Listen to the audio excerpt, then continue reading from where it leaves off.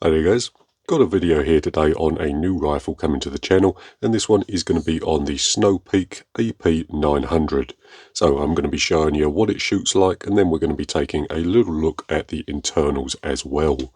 Before we get started, I want to say that this particular rifle was bought using my own money from the brilliant Crawley surplus store, and if you're in the market for a new rifle, I have a link to the store in the description below, and I also have a discount code for you to use, so you can get 7% off anything in store or online.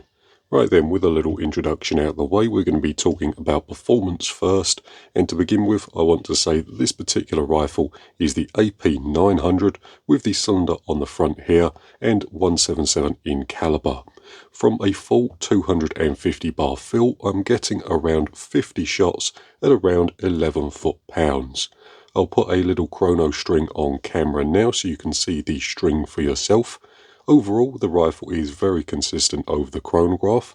It does feel like the rifle has been choked quite heavily by the transfer pull, so I would expect it to be quite easy to improve the shot count by just retuning things slightly, but for now, that's what the rifle did out the box. Moving on to rifle accuracy, here's just a quick card I did at 25 yards using the magazines. So I'm more than happy with that for a cheaper rifle. You could use that quite successfully for hunting or just plinking in the back garden. So things do start to open up a little past 30 yards. Here's just another card that I did at 50 yards. So at the top here we can see the rifle using the magazines, and then things do improve slightly when we switch over to the single shot loader. I will say you do get a single shot loader tray included with the rifle, so it is fairly easy to single shot load if you're looking for more accuracy. Now, I'm quite happy with the way this rifle shoots. For £350, I'm certainly not going to complain about those groups there. Right then, so that's a quick look at how the rifle performs. The next thing we'll do is just take a look at what I got in the box. So starting off with the rifle, we have it here. It does come with a moderator included and installed onto the end. Up next we have the folding stock, so this piece here, this is just all plastic and it does attach to the back of the block using the pick rail. So we have the female pick rail here, and then the male pick rail on the back of the block, and then that's just secured using these two screws down here. Up next, the rifle comes with two magazines and a single shot loader. The single shot loader is aluminium, then the magazines themselves are all plastic. One nice thing about these magazines is that they index using this little arm here, so they don't rely on the side of the pellet in order to stop the magazine as it rotates. What that does is just stop the pellet getting damaged whilst it's loaded into the magazine.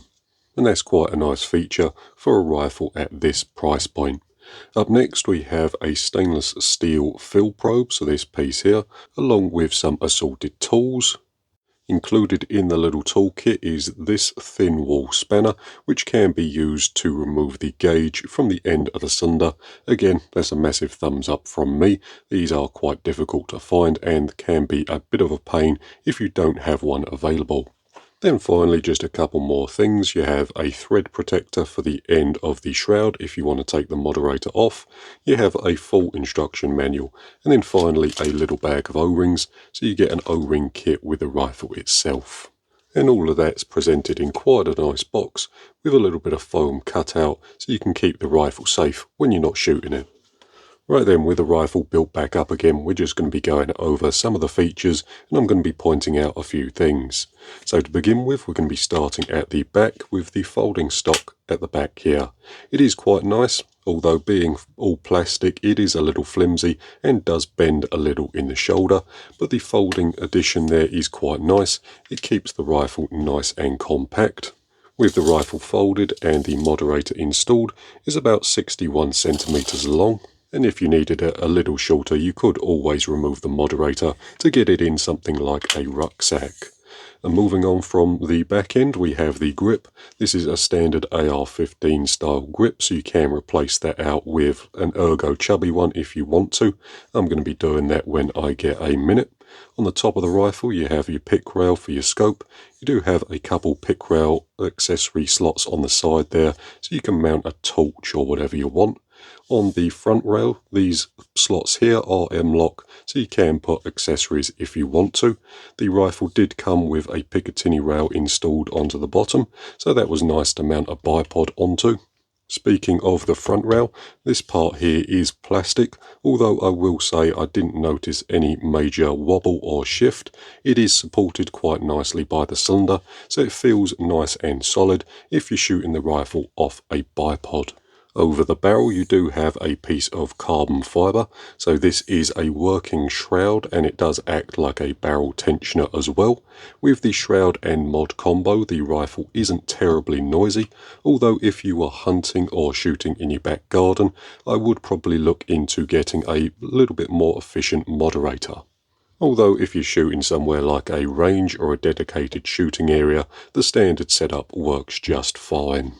Moving down from that is the cylinder and then the regulator at the back here. So the cylinder is aluminium, the max fill pressure is 250 bar, the pressure gauge is located on the end there, and then this piece at the end here is a pull-out cap so you can access your fill port. The only thing I'll moan about here is that the cap itself does hit the bottom of the moderator if you haven't got it rotated correctly, so what I tend to do is just unscrew the moderator and remove it if I want to fill the rifle. Moving back over to the action itself is fairly clunky. The cocking lever is fairly stiff to pull back, and the cocking handle itself is quite close to the block, so there's not a lot of room for your fingers to get in there. The cocking lever is fixed to the right hand side, so you can't swap it over to the left. Again, I'm not complaining about that on a rifle of this price point, it's just something I wanted to point out. Moving on from that, we have the safety, which is fixed to the left hand side. It is nice and easy to operate with your thumb, and it does have a real nice positive detent to it. Finally, at the bottom here we have the trigger. The trigger itself is okay, it's fairly heavy and quite creepy, but it does do the job. I do have my trigger weight gauge here, so we can just take a look at the trigger weight. I will say the rifle is degassed and pointed in a safe direction.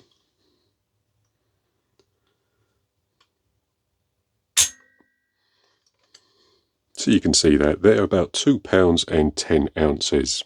So there we have it. That's most of the outside of the rifle gone over. I don't have any real complaints. It does have its niggles here and there, but for the most part the rifle functions and works as it should.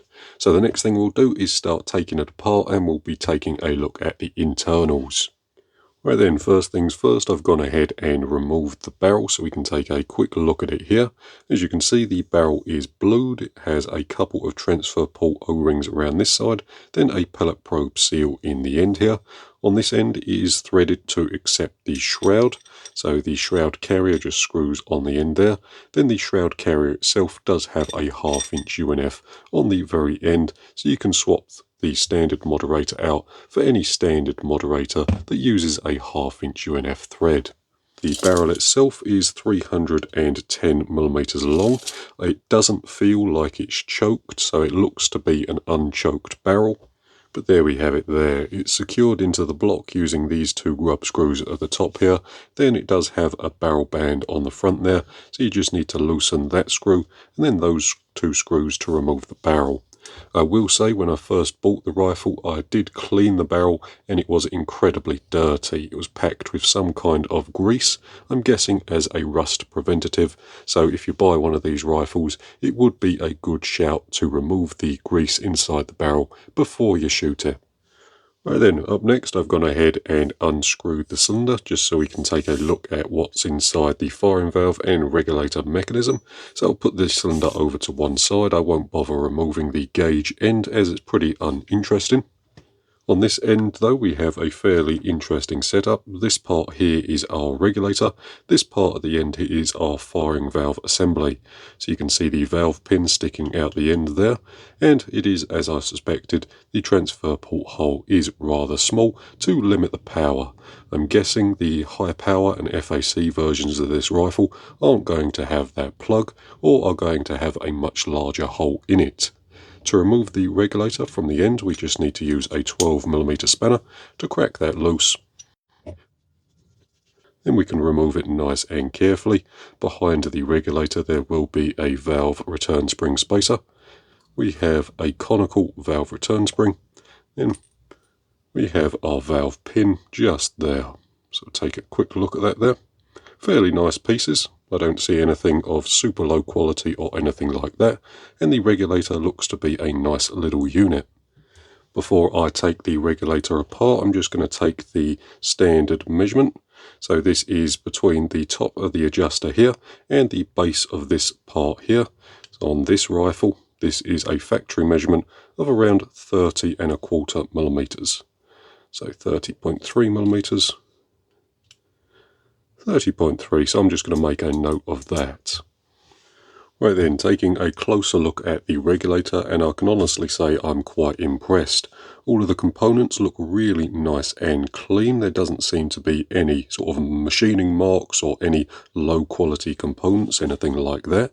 The piston is retained in the bottom of the regulator housing just by the use of a circlip. The only thing I don't like is that it doesn't have a extraction thread on the base here to aid in removing the piston from the regulator housing. Apart from that, it's all really nice quality parts. The face there looks lovely and clean. We have a good Belleville stack, and the regulator even comes with a locking nut so that the adjustment doesn't back out over time. It does look to be like a standard regulator, so the further in you wind the adjuster screw, the lower the reg pressure will be. The further out you wind it, the higher the regulator pressure will be. Right then finally I've removed a few more components from the block. We're not going to be removing everything in this video, I just want to get you a quick shot of most of the key components. So here we have our hammer spring. It's fairly large and heavy. We have our hammer, again fairly heavy piece of kit, but this part here is covered in a fairly thick layer of grease, so I'll be cleaning all of that off before this component goes back together. At the end here we have the Picatinny attachment as well as the cocking arm bush. So this part here goes in the back of the rifle, then the cocking arm sits within this piece here. It is held into the block by a pin, so a pin just here in the back of the block, as well as a pivot screw. So this is the screw that goes through the top and arrests the cocking arm in position. Then lastly we have our trigger. So if you could take a quick look at that, some of you may be able to tell what that looks like it's come off of. We have the ball detent for the second stage at the back here, along with a fairly close replica of the Pac-Man wheel from the FX rifles. But the trigger itself works okay. It's not brilliant, but not terrible either. But there we have it. There's just a quick look at the insides of the AP900. Is it a good rifle? Well, time will tell how it holds up. I will be doing a review of the rifle a few months after owning it, so if you're interested in that, check back then. But for now, if you can put up with a few minor niggles or want a project rifle, I don't really see a better one on the market for this price point. At £350, it's a winner for me. It's not perfect by any means, and with the cheaper rifles, consistency can vary between rifles, but I'm more than happy with the one I bought. It's going to be a fantastic project for the channel, and if you want to see more on this rifle here, go ahead and subscribe. I'll be doing a lot more videos on it. For now though, that's pretty much going to do it for this particular video. Thank you very much for watching. I hope it's been interesting or useful. I'll see you in the next one.